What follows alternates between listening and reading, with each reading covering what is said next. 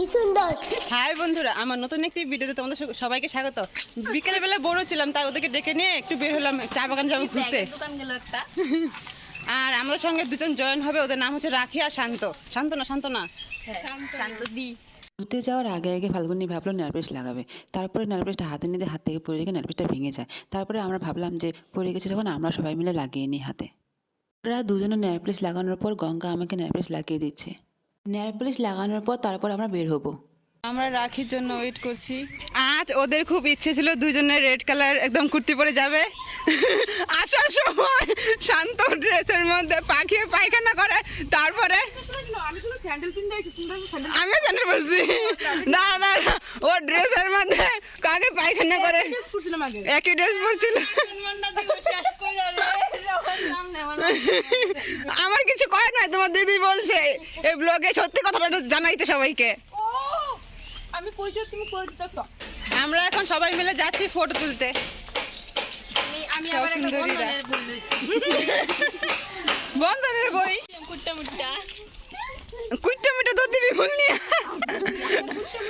গঙ্গার মাথায় মাথা ফুল ফুটছে রে, তিনটা ফুল। ও তারপর 2 মিনিট সামনে গেছে।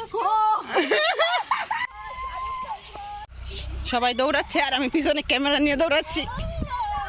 গাছের পাতা সবুজ এখানে অনেক অনেক লোক আছে ফটো তোলার জন্য, অনেক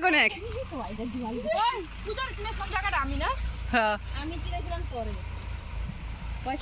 এত দূর আমরা আসলাম এই ফুল গাছের জন্য। কত সুন্দর। আচ্ছা এটা পূজার ক্যামেরা অত সুন্দর হইছে কবে থেকে? গাছের পাতা সবুজ। ভিডিও করতে করতে আমার ক্যামেরা অনেক সুন্দর হয়েছে, দেখ। তাই দেখতেছি সেই সুন্দর হইছে তো। ওয়াও ওয়াও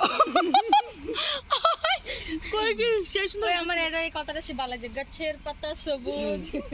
তারপরে হ্যালো ফুল তুলছে সে ভালো কিছু না। সেই সুন্দর হইছে ঠিক না? আমার ফুল গাছটা মধ্যে দেখ।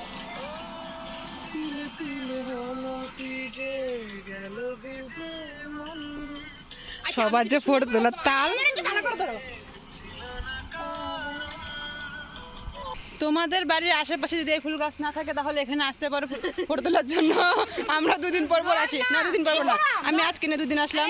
ওরা প্রায়ই আসে আর আমাদের ডাঙ্গির অনেকে এখানে আসে ফটো তোলার জন্য। এখানে আমার এক বান্ধবী এসে ডান্সও করেছে।